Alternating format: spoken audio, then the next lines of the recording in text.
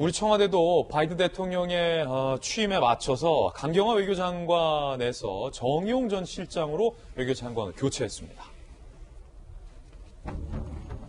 원년 멤버의 복귀이죠. 노장은 다시 돌아왔습니다. 강경화 외교부 장관의 후임으로 정의용 75세 안보실장을 내정했습니다.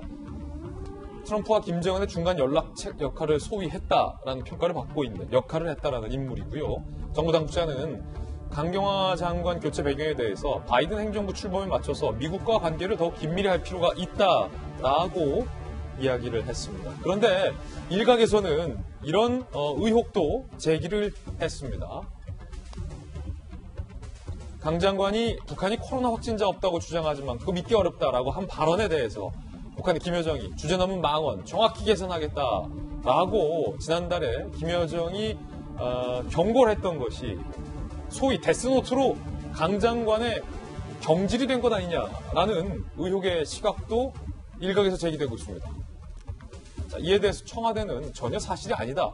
국론 분열시킬 수 있는 무리한 추측이다. 라고 부인을 하고 있는 그런 상황입니다. 정혁진 변호사님, 제가 보기에도 설마 북한이 뭐라고 했다고 장관을 바꾸는 그런 나라가 어디 있습니까? 그런 나라 없죠. 예. 그런데 조금 이상하다, 의외다라는 생각이 들 수밖에 없는 게 첫 번째로 시기적으로, 왜냐하면 우리나라에 있어서 미국 대통령이 바뀐다, 이건 굉장히 중요한 일 아니겠습니까?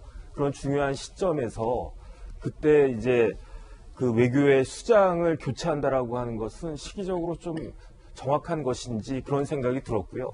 그다음에 두 번째로 대통령의 시그널이 인사 아니겠습니까? 대통령이 어떤 사람을, 그 장관을 교체하거나 어떤 사람을 중용하면서 내 생각이 이렇다, 내 마음이 이렇다, 이런 것들을 국민들한테 또는 대외적으로 간접적으로 이야기한 경우가 많은데, 그런데 강경화 그 장관의 후임이 정의용 이제 후보란 말이에요. 정의용 실장이란 말이에요.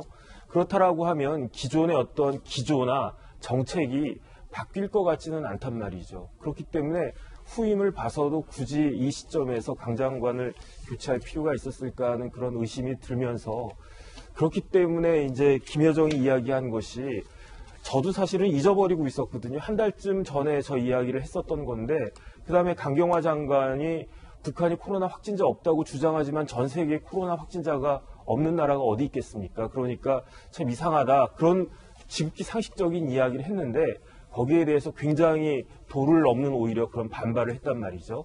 그런 것들이 다시 한번 생각이 나면서 왜 강 장관이 교체가 됐을까? 뭐 혹시 개인적인 무슨 일이 있었던 것인가? 그런 생각이 들지 않을 수 없는 거 아닌가 싶습니다. 이 부분은 제가 짧게 좀 붙일게요. 네네.